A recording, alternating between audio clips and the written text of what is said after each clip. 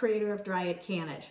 I'm a homemaker, not a professional, but I like to share tips and tricks for preserving food, specifically canning, freeze drying, and dehydrating. And today I really want to accomplish two things. I want to show you how I preserve fruit juice, but I also want to take you through how to use the Presto electric canner. This is a game changer, and I love this canner so much. So recently I was able to purchase quite a bit of pineapple, canned pineapple, but it was all natural. It had no sugar added. It did have vitamin C or ascorbic acid added, but that was it. So, and I wanted to freeze dry that pineapple, and I did.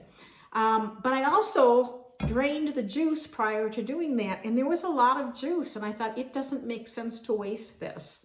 So I did put the juice in the freezer, thawed it out last night, and today I'm actually going to go ahead and can it, and I'm going to be using the water bath method for this. So before I started with how to use the pressure canner, I simply have my fruit juice. I defrosted it. Obviously, if you're coming right out of the can, you don't need to do that. You can see there is some sediment at the bottom, and I am going to go ahead and strain that so that I have just juice.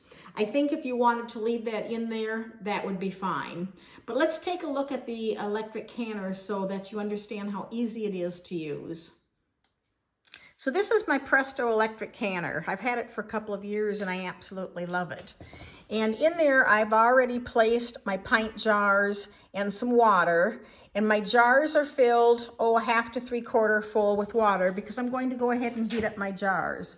Now I'm going to go ahead and plug this in and show you how easy. And the method here is about the same whether you're going to use this for canning or whether you're going to use it for water bath.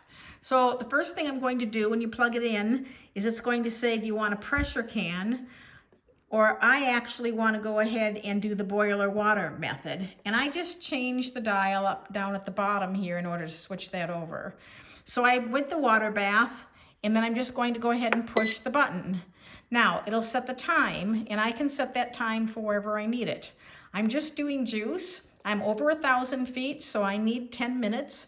So I set that and I push the button. Now it tells me to insert the jars, and I've already done that. I have water in them so that they can heat, and I'm going to push the button again. And now it's going to go ahead and heat, and I'm going to put the lid on. So stay tuned. I strained my juice, but got virtually no particles of fruit. So what I have in there really is just suspended fruit. If I put this through a coffee filter, I could probably make it more clear, but it's just not necessary. The process I'm using today is the same for just about any fruit juice. When the jars are heated, the machine beeps twice, and then it tells you to fill the jars. So I'm going to go ahead and remove the lid and start that process. Filling the jars is a fairly simple process. And while I'm doing this, I do have a kettle of hot water heating because I'm going to need to cover my jars with hot water when I'm done. So I'm just going to show you how to do one here. I simply pull my jars out, I empty out the hot water, and then I put my jar on a towel or a hot pad or something, simply because the hot jar and a cold counter can crack your jar. And then I'm going to just fill this up. Now I can fill this up really to about 1/4. We'll do it probably to 1/2. And then you want to wipe your lids off because now juice has a natural sugar in it and that's sticky, and you do want to make sure that your lids are always clean. So I'm just going to wipe that off like so. And then I have my lids, and I've washed these ahead of time. You don't need to boil or soak them anymore. Most of them, check the back of your box, but most of them you really just want to wash them. You're going to put that on your jar, and then you're going to put your band on just finger tight. So twist it, and then as soon as you hit resistance, stop. And then I go ahead and I put that in the canner. Now I'm going to repeat the process for the rest of the jars, and then I'll show you how simple this is. Now here's a little tip. When you're using the canner, there's a minimum number of quarts, pints, or half pints that you want to put into the canner, and it comes with a really nice cheat sheet to tell you what that is. So I know that I need to have at least 8 half-pint jars. I didn't have enough really to fill the 7th jar. I'll drink that and enjoy it. So what I do then is I just take water and put that in there to fill it up. Now I reuse my lids for dehydrating, for storing my dehydrated foods or my freeze-dried foods. And when I'm done canning with them, I just put a little X on them, and then I know that they're lids that are used. They are perfectly good as long as they're not punctured for storing your freeze-dried food or your canned food. So I've just filled these with water. I will have my 8 pints, my 8 half pints in the canner. Let me show you what the next step is. I have my 8 jars in my canner. Now, if I was pressure canning, there's a mark inside the bowl and I would have filled my water just to that point.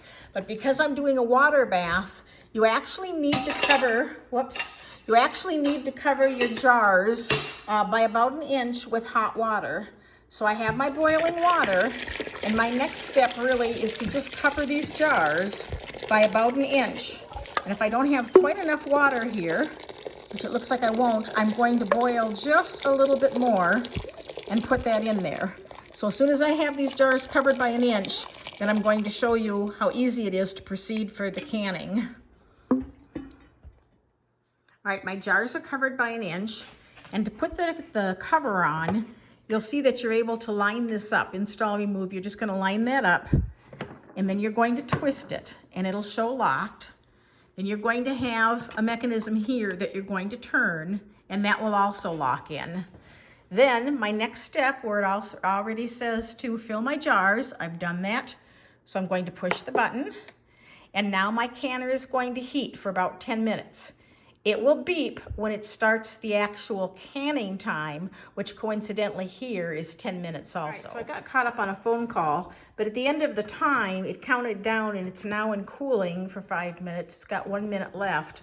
One thing that I neglected last time is that you don't want to have your weight on when you're doing a boiling water bath. If you're doing pressure canning, this will tell you when to put the weight on. So this will have 1 more minute of cooling, and then I'll be able to let the lid, or I'll be able to open the lid and take the jars out. So it beeps 4 times when it's done, and now it's done. Maybe it beeps more than that, but I'll be able to simply push the button here. And now we're done. I'll be able to open the lid and take out the jars. All right, so I will just take my jars out of my pressure canner here. You can see I do have some sediment on the bottom, but basically anytime you pressure can or water bath your jars, you simply want to take them out of the canner, and you want to leave them undisturbed. This one is one of the waters. You want to leave them undisturbed for 24 hours, 12-hour minimum. Now sometimes I'll have water on top of here, in this case because of the water bath, and I'll just lightly dab that. But you don't want to push the lids of the jars down. You don't want to mess with the screw bands. So you can see that these are still bubbling. They're still warm inside. But that is really as easy as it is, or as easy as it gets. It's a great way to save the juice, to reuse that. I can use this in smoothies. I can use it as a flavoring for frosting. I can use it for basting. There's all sorts of things you can do. So hopefully I showed you not only how to water bath or to preserve fruit juice, but also how easy the Presto pressure canner is. It is currently on sale. I'm going to put a link in the description, but it's a great unit if you're looking for a pressure canner. Best probably for smaller families. If you have a really big family and a really big garden, you're probably going to want a much bigger canner. But anyway, thanks for watching. I'd appreciate a thumbs up. Follow me for more information on preserving your food. Thanks much. Have a good day.